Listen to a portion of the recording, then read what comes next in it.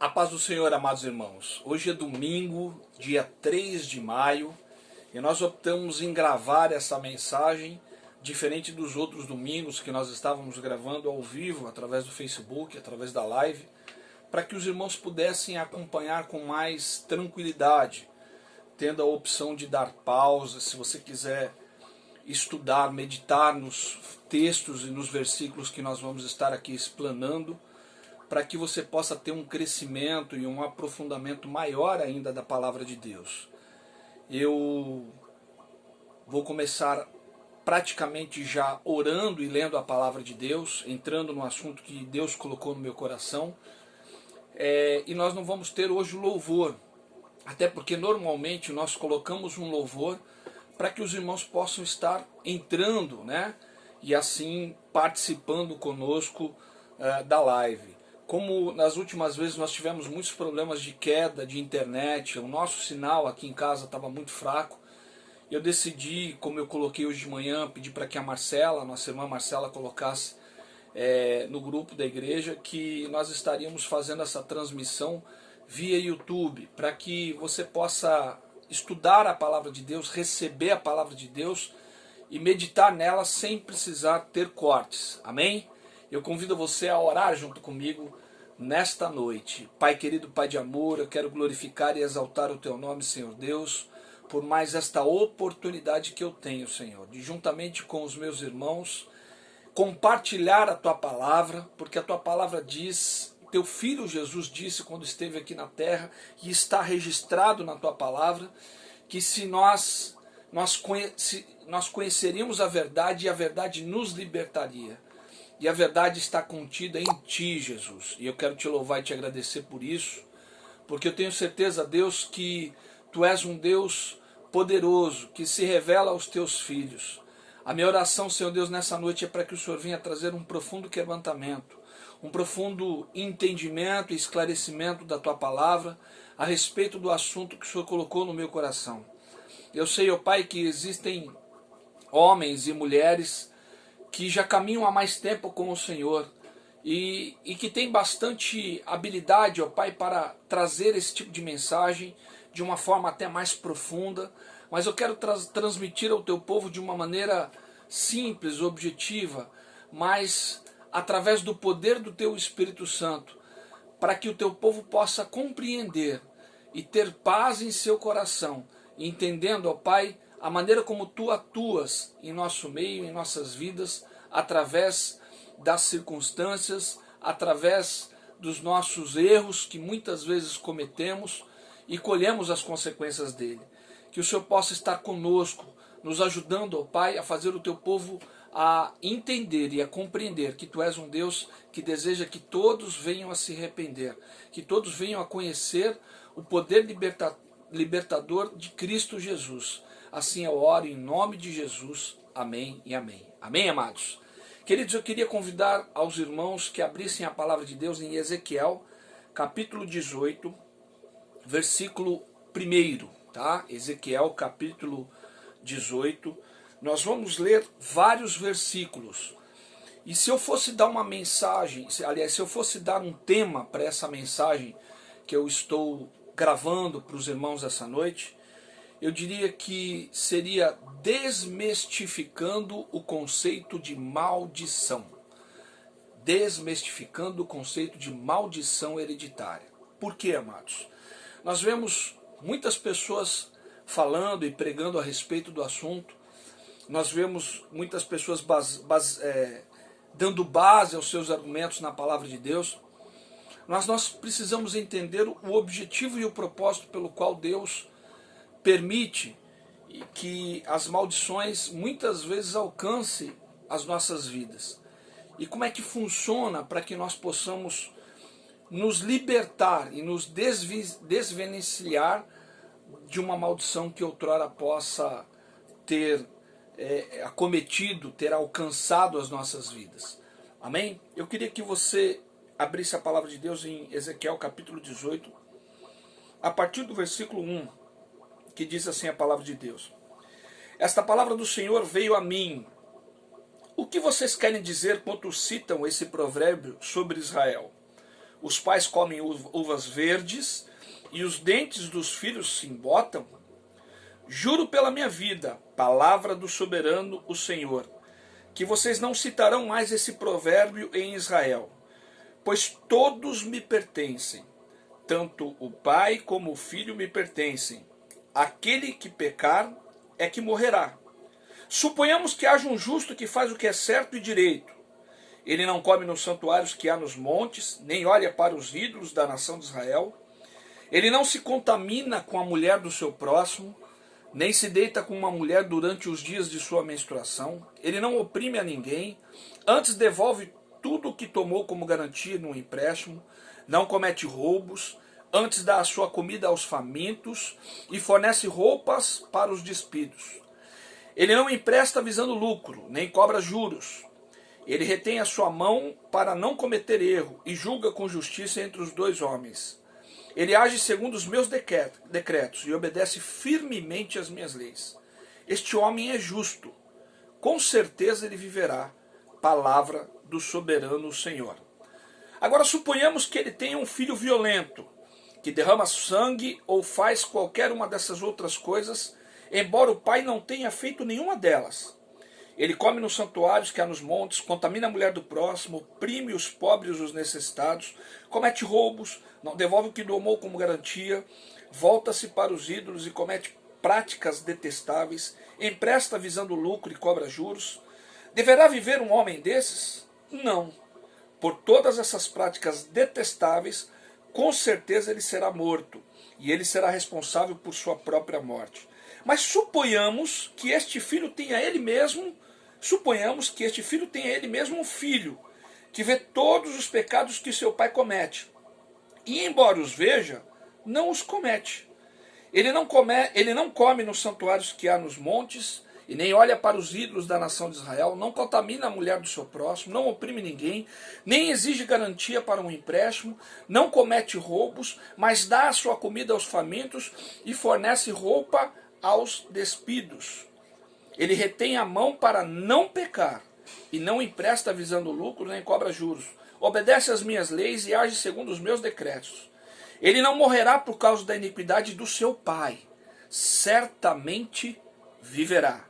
Mas o seu pai morrerá por causa da sua própria iniquidade, pois praticou extorsão, roubou o seu compatriota e fez com que era errado no meio do seu povo.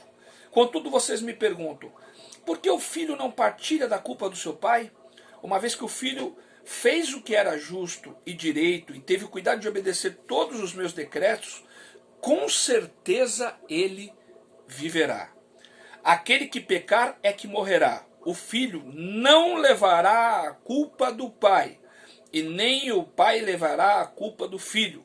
A justiça do justo lhe será acreditada, e a impiedade do ímpio lhe será cobrada. Mas se o ímpio se desviar de todos os seus pecados que cometeu, e obedecer a todos os meus decretos, e fizer o que é justo, direito, com certeza viverá, não morrerá. Mas não se terá lembrança de nenhuma das ofensas que cometeu. Devido às suas justiças, devido às coisas justas que tiver feito, ele viverá. Teria eu algum prazer na morte do ímpio? Palavra do soberano, o Senhor. Ao contrário, acaso não me agradaria vê-lo se desviar dos seus caminhos e viver? Agora, se porém um justo se desviar de sua justiça, e cometer pecado, e as mesmas práticas detestáveis dos ímpios, deverá ele viver? Nenhum dos teus atos justos será lembrado, mas por causa da sua infidelidade, que é culpado por todos os seus pecados que cometeu, ele morrerá.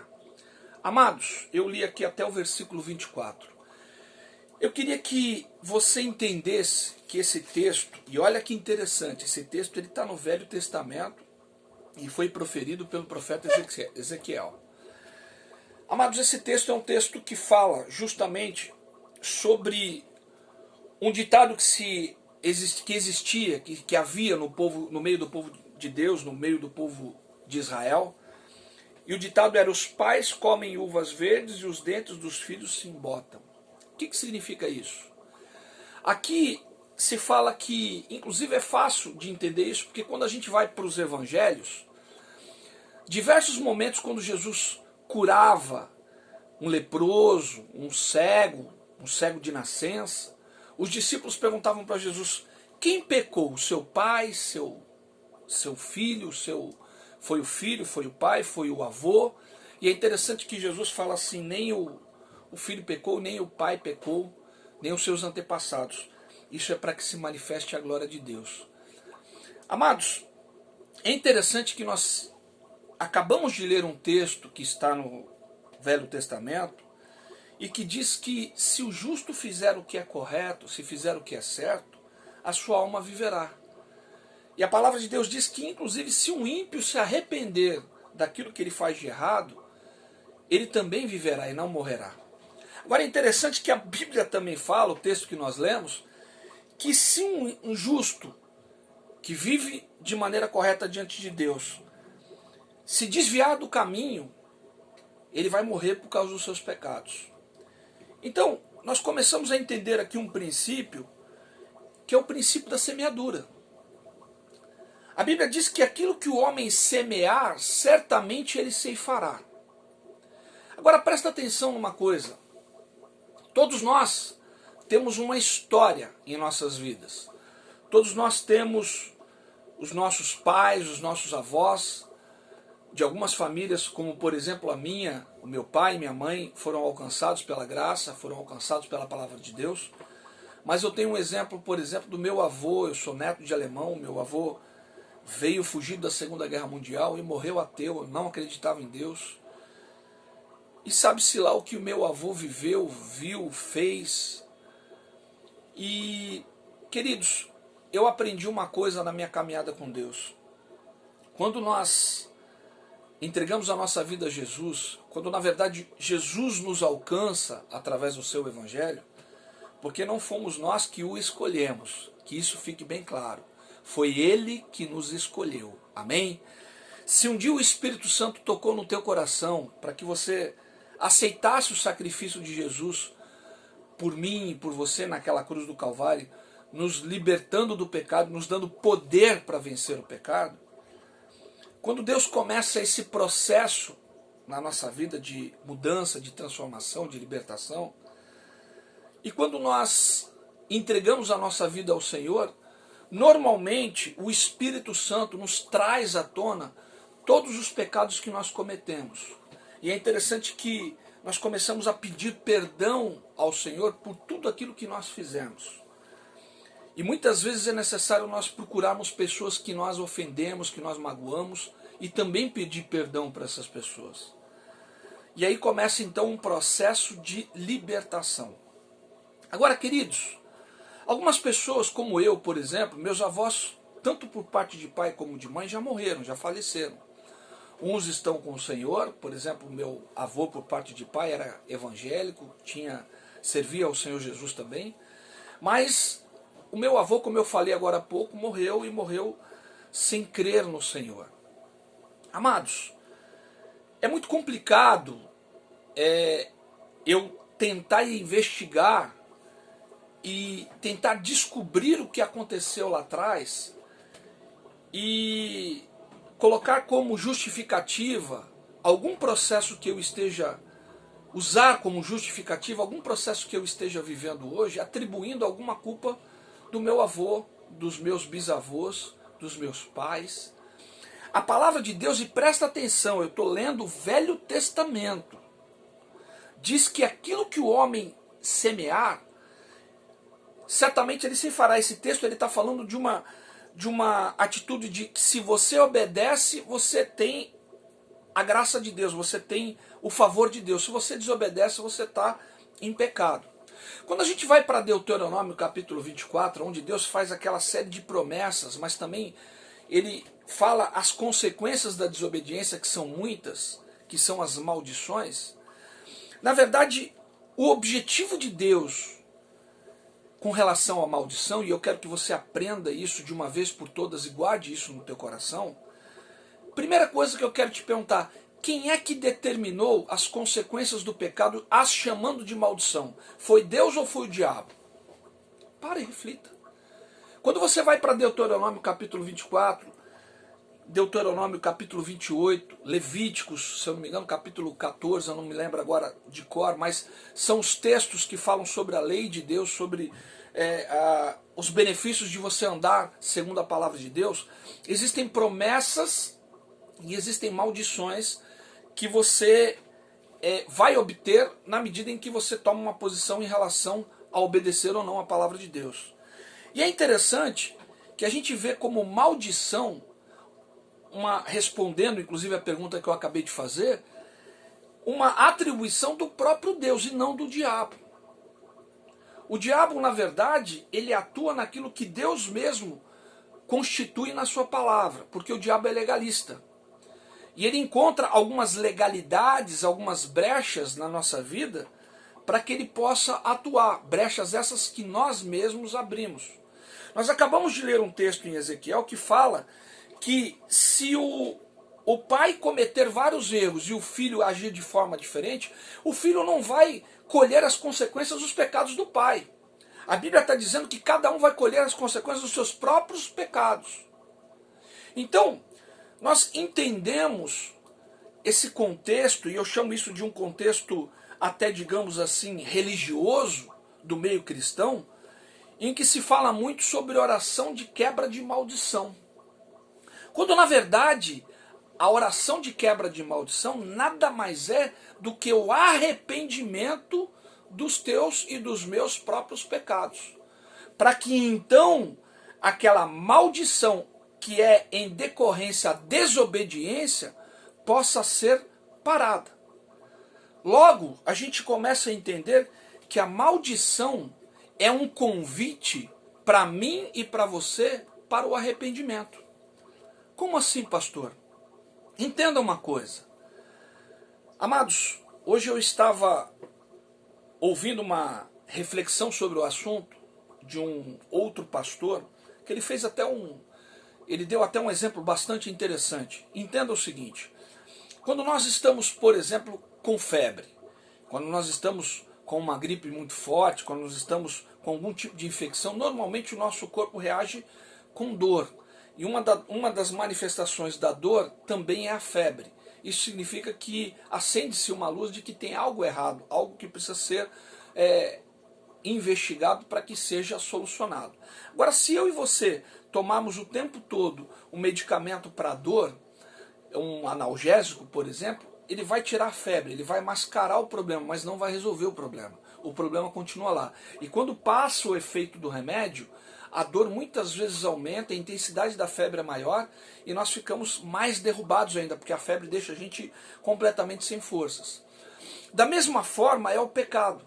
Quando nós estamos fora da vontade de Deus, quando nós estamos em desobediência, nós começamos a colher uma série de consequências que nos trazem dor.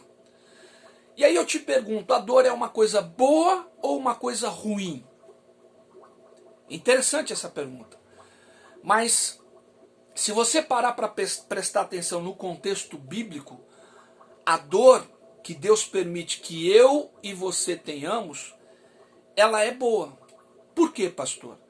Porque através da dor nós vamos investigar a causa. E quando nós começamos a investigar o problema daquela dor, nós descobrimos que há uma enfermidade que precisa ser tratada.